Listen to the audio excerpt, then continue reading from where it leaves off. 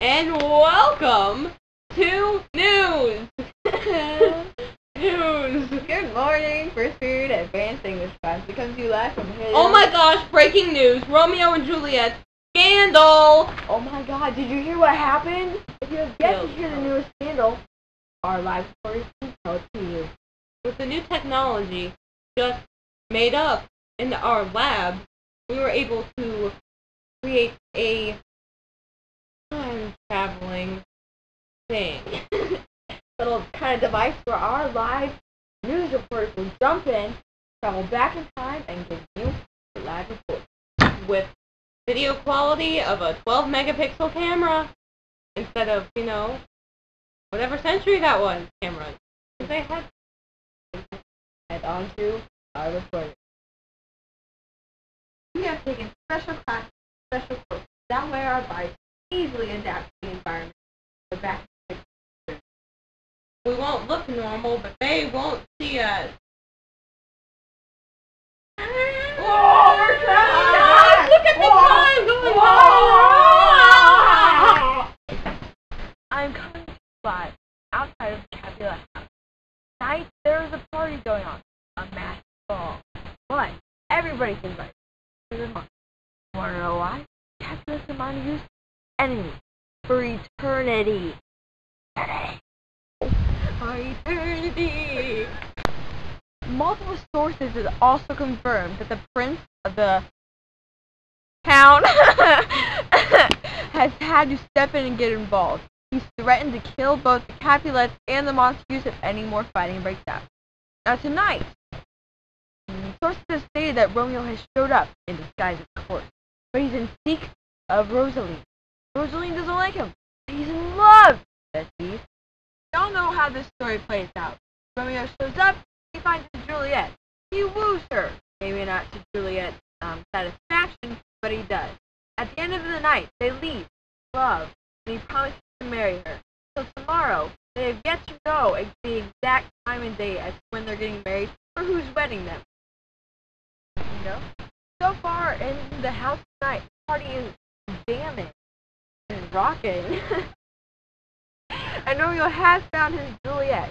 Sources have confirmed that they have met, spoken, and he has wooed her. And kissed her and said nice things. Breaking news! Tybalt has found Romeo. He's undisguised Romeo and he's forcing him out of the party. Tybalt is very upset. That doesn't even mind very much. Yeah, it turns out. When I get fighty, I want to fight. We're reporting to you from outside the Capulet house in their orchard. Romeo has just confessed his love to Juliet. Where he climbs over the walls and his friends taunt him, thinking that he's still sad about Rosaline. Little do they know that he is actually in love with Juliet. He was actually just behind us, well, back towards the house, while Juliet was on the balcony talking to herself about how much she loved Romeo. And he heard her, but he didn't. When Romeo makes himself known, Juliet isn't very happy that he heard everything she said. I want to be honest. But she's a little bit on the little offended side, but she also said that if he really does love her, they can get married! They're gonna get married! Yeah! As long as they find someone to seriously wed them, even though they're both enemies. Romeo has been told to find someone to marry them and to report back to Juliet by 9 o'clock tomorrow morning. And, as we all know, they get to Friar Lawrence because he thinks that it'll make the two families bond. Yeah! This is Haley Dillon reporting live from the cemetery where the Capulet tomb is located. We can't go any closer because there are people still swarming there after last night's activities. We all know that Juliet was dead, and so she was placed in her tomb. Now, we also know that she wasn't really dead. So when Romeo went and found Paris there, and after he slayed him, he also killed himself. Juliet saw this. She didn't see this. When she woke up and saw this, she killed herself as well.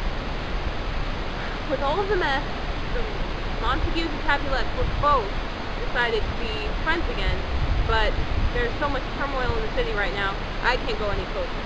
We also know that after they renewed their niceness, that the feud had a small happiness at the end.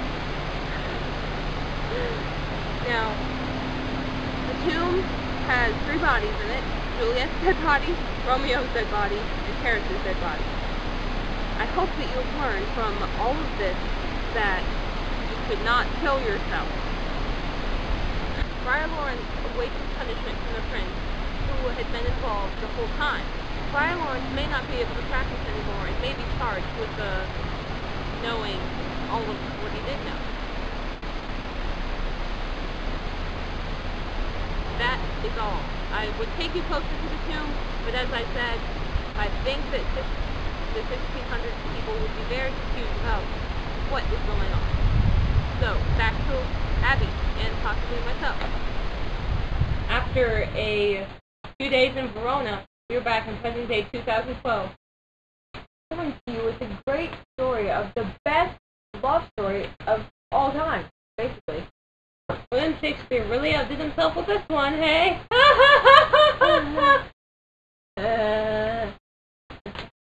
Shows you that people go to many extents just to find love or to keep love. Or to think that they're right. Basically, but then they end up dying. But the two families did get back together and agree and become friends after their children died. So some good did come out of this tragic love affair. It was very nice taking you through this great experience, and thank you for watching along with us today, viewers. I hope you tune in tomorrow morning for more news and stuff. Yeah. Back to you, Mrs. Bogger.